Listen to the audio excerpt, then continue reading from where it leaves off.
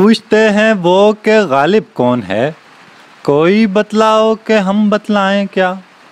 अस्सलामु अलैकुम नाजरीन, मैं हूं खुर्रम शाह और अलिफ उर्दू के तवस्सुत से इस बरसती बारिश में एक और गज़ल पर तज्ज़िया लेकर आपकी खिदमत में हाज़िर हूं। तो सामीन, बात करेंगे मिर्ज़ा असदुल्ला ख़ान गालिब की गज़ल पर, जिसका मतला है फिर मुझे दीदाए तर याद आया, दिल जिगर तशनाए फर याद आया। तो सामीन, हम जानते हैं कि मिर्ज़ा गालिब की शगुफ्तगी उनके अंदाज़ में हो या उनकी मुश्किल पसंदी हो या उनका फ़लसफ़ा व तसव्वुफ़ हो, तो हर मानी से वो अल्फाज की सतह पर हो या मौजू और ख़याल की सतह पर हो, मिर्ज़ा गालिब अपनी मिसाल आप हैं। तो इस गज़ल में भी हमें गालिब की मुश्किल पसंदी भी नज़र आएगी, उनके हुनर भी नज़र आएंगे और उनके फ़लसफ़ा और तसव्वुफ़ जैसे मौज़ूआत भी देखने को मिलेंगे। तो बढ़ते हैं गज़ल की जानिब, जिनके जिस गज़ल के 6 अशार हमने इस पर बात करेंगे चुने हैं अपनी बात करने के लिए, कि फिर मुझे दीदाए तर याद आया, दिल जिगर तशनाए फर याद आया। तो समझने में आम तौर पर यह आज के लोगों के लिए निस्बतन मुश्किल शेर लग रहा है। ये मतला है, गज़ल का पहला शेर है, जिसके दोनों मिसरों में काफ़िया रदीफ़ का इस्तेमाल हुआ है। तर और फर और सफ़र और गुज़र कवाफ़ी हैं इस गज़ल के, जबकि याद आया इसकी रदीफ़ है।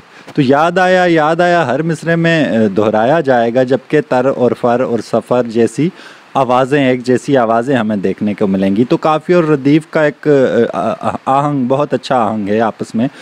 इसके अलावा देखिए, इस गज़ल में जो मतला अभी हमने पढ़ा कि उसमें दूसरी बात को पहले किया गया है, यानी दिल जिगर तशनाए फरियाद आया, फिर मुझे दीदाए तर याद आया। लेकिन बाज़ औक़ात शायर पहली बात को बाद में करता है और बाद की बात को पहले करके हुस्न और खूबी पैदा करता है। यहाँ एक और तरफ ध्यान दिलाता चलूँ कि दिल जिगर तशनाए फरियाद आया में दूसरे मिसरे में जो फरियाद आया है, ये हुआ के मानों में इस्तेमाल हो रहा है। तो फ़ारसी का सा अंदाज़ है कि यानी दिल और जिगर जब तशनाए फरियाद हुए, यानी वो इतने तकलीफ़ में हुए कि उन्होंने आह करना चाहिए, इजहार करना चाहा, लेकिन दिल और जिगर इजहार तो कर नहीं पाते। चुनाचे क्या हुआ, फिर मुझे दीदाए तर याद आया। तो दिल और जिगर का तड़पना देखकर, उसका तरसना उनका देखकर, उनका जलना देखकर, उस इश्क के हाथों हो या गमे दौरा हो या गमे जाना हो, जिस वजह से भी हो, शायर कहता है जब मेरे दिल और जिगर पर अजियत बढ़ गई और मैंने देखा कि वो इजहार भी नहीं कर पा रहे, तो मुझे अपना दीदाए तर, अपनी नम आँखें याद आईं कि इजहार का एक वसीला ये तो है कि कम अज़ कम दिल और जिगर का जो इजहार है वो आँखों के ज़रिए मुमकिन तो है। दिल और जिगर बराह रास्त अपना इजहार नहीं कर पाते, मगर आँखें तो हैं जो बरस कर इस बात का पता देती हैं कि दिल और जिगर सख्त अजियत में और तकलीफ़ में मुब्तला हैं। तो गालिब ने बहुत खूबी से अपने मतला को परोया और अपनी बात पेश की। जैसे नासिर काज़मी को याद आया था कि दिल धड़कने का सबब याद आया, वो तेरी याद थी अब याद आया। तो बाज़ औक़ात चीज़ें लोगों को बाद में याद आती हैं, बाज़ औक़ात पहले याद आती हैं।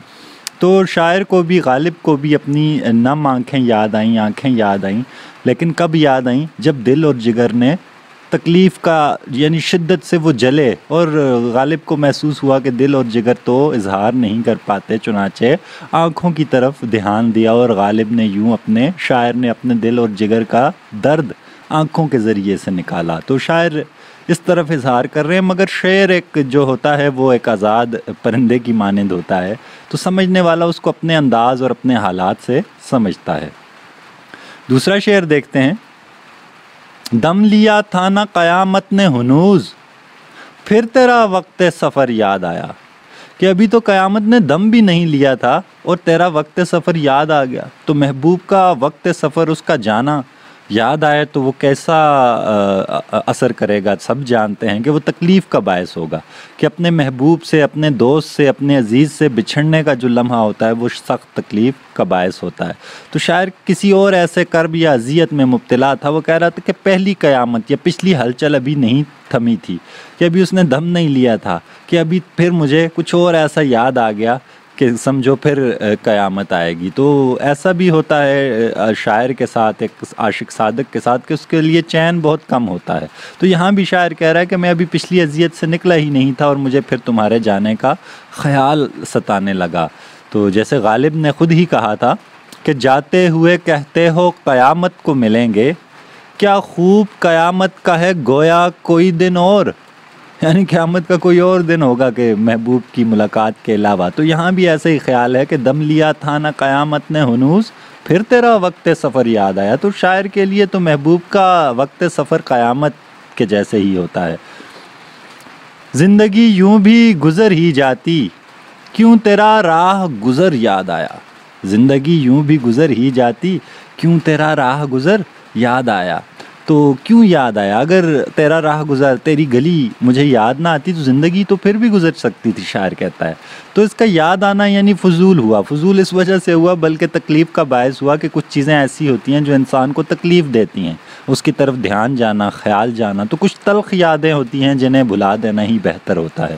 تو شاعر بھی ایسا ہی اظہار کر رہا ہے کہ کاش مجھے اپنے محبوب کی گلی نہ یاد آئی ہوتی، تو اس کے بغیر بھی زندگی گزر تو جانی تھی، مگر اس کا یاد آنا میرے لیے اذیت کا باعث بنا۔ تو جیسے ناصر کاظمی اظہار کرتے ہیں کہ بھولتے جاتے ہیں ماضی کے دیار، یاد آئیں بھی تو اب یاد نہیں، کہ وہ ماضی کے دیار جو جن سے میری یادیں وابستہ ہے اب میں بھولتا جا رہا ہوں، اور یاد آئیں بھی تو اب یاد نہیں ہیں۔ تو یہ بھی اظہار ہے کہ اصل میں وہ انہیں تکلیف دیتی ہیں وہ یادیں۔ تو غالب بھی ایسی ہی کیفیت کا شکار ہیں اور کہتے ہیں کہ کاش وہ راہ گزر نہ ہی یاد آتی مجھے، میری زندگی میں پل پل نہ یاد اس کی ستاتی، ان گلیوں کی، محبوب کی گلیوں کی۔ تو محبوب کی گلیاں اہم ہوتی ہیں، اس کا دیار اہم ہوتا ہے جو بھلائے سے بھی نہیں بھولتا۔ جیسے شاعر کہتا ہے کہ روز کہتا ہوں بھول جاؤں تجھے، روز یہ بات بھول جاتا ہوں، کیا ہی رضواں سے لڑائی ہوگی، گھر تیرا خلد میں گر یاد آیا۔ تو غالب کی شگفتگی اور ان کی شرارت یہاں بھی دیکھیے کہ کیا ہی رضوان سے، رضوان جو ہے وہ جنت کا دربان فرشتہ ہے، جو جنت کا سمجھ لیں چوکیدار ہے۔ تو اس کی شاعری میں بہت استعمال ہوتا ہے اس کا نام، اس کا حوالہ۔ تو گھر تیرا خلد، خلد میں، جنت میں اگر مجھے تیرا گھر یاد آیا تو میری تو رضوان سے لڑائی ہو جائے گی۔ کیوں؟ کیونکہ وہ مجھے آنے نہیں دے گا، وہ پتہ نہیں یا آنے دے یا نہ آنے دے، تو اس لیے مسئلہ ہو جائے گا۔ میں تو کہوں گا جی مجھے دنیا میں اپنے محبوب کے در پر جانا ہے۔ تو ایسی بھی کیفیت ہے، بعض ایسے بھی لوگ ہوتے ہیں جنہیں جنت سے باہر جانے کا بھی چسکا ہوتا ہے۔ تو لوگ جنت میں جانے کے خواب دیکھتے ہیں مگر غالب وہاں سے باہر آنے کا خیال سوچ رہا ہے۔ جیسے ایک شاعر نے کہا تھا کہ جنت کے دربان بتا تو کیا میں باہر جا سکتا ہوں۔ تو باہر جانے والے لوگ بھی ہوتے ہیں۔ تو شاعر کو بھی اگر محبوب کا گھر یاد آ گیا تو شاعر کہتا ہے کہ پھر مشکل ہوگا میرے لیے جنت میں ٹھہرنا۔ ایسا ہی ایک غالب کا خیال دیکھیے کہ نکلنا خلد سے آدم کا سنتے آئے ہیں، لیکن بہت بے آبرو ہو کر تیرے کوچے سے ہم نکلے۔ تو یہاں بھی محبوب کے کوچہ اور جنت کو سامنے آمنے غالب کر رہے ہیں کہ انسان کا جنت سے نکلنا اتنا بڑا مشکل مرحلہ نہیں تھا، لیکن مجھے جو محبوب کی گلی سے نکالا گیا وہ زیادہ مشکل اور بڑا مرحلہ ثابت ہوا۔ تو محبوب کی گلی کو افضلیت دے رہے ہیں غالب دونوں شعروں میں، کس پر؟ جنت پر۔ کوئی ویرانی سی ویرانی ہے، دشت کو دیکھ کے گھر یاد آیا۔ کوئی ویرانی سی ویرانی ہے، کیسی ویرانی ہے کہ دشت کو دیکھ کر انسان گھر یاد کرے۔ اب اس شعر کے بھی مختلف مفاہیم نکل سکتے ہیں۔ ایک تو یہ کہہ رہا ہے شاعر کہ کوئی ویرانی سی، اتنی ویرانی ہے کہ دشت کو میں نے دیکھا اور دشت میں اتنی ویرانی تھی کہ مجھے گھر یاد آ گیا۔ عام طور پر عاشقوں کو، شاعروں کو دشت میں جانے کی تمنا ہوتی ہے، لیکن شاعر کہہ رہا ہے اس ویرانی کو دیکھ کر مجھے گھر یاد آیا۔ لیکن یہ مفہوم زیادہ آسان لگ رہا ہے۔ تو دوسرا مفہوم یوں جو غالب کے زیادہ قریب لگتا ہے وہ یہ ہے کہ جب غالب نے ویرانی دیکھی تو اسے اپنا ویرانی کو دیکھ کر گھر یاد آیا۔ کیوں؟ کیونکہ دونوں میں مماثلت تھی۔ غالب کا گھر بھی ویران ہے اور دشت بھی ویران تھا، تو جب غالب دشت میں گیا تو اس نے سوچا کہ میرا تو گھر بھی دشت جیسا ہی ہے، وہ بھی اس ویرانے جیسا ہی ہے۔ تو شاعر کو اپنی گھر کی یاد آئی۔ غالب نے ہی کہا تھا کہ اگا ہے گھر میں ہر سو سبزہ، ویرانی تماشا کر، مدارب کھودنے پہ گھاس کے ہے میرے درباں کا۔ کہ میرا دربان جو تھا وہ جو مجھے چاہے پیش کرتا، میری خدمت کرتا، وہ اب گھر میں ہر طرف گھاس کھود رہا ہوتا ہے۔ کیوں؟ کیونکہ ہر طرف سبزہ ہوگا ہے اور ویرانی ہے، جیسے کوئی یہاں رہتا ہی نہیں ہے، کوئی ویران گھر ہو۔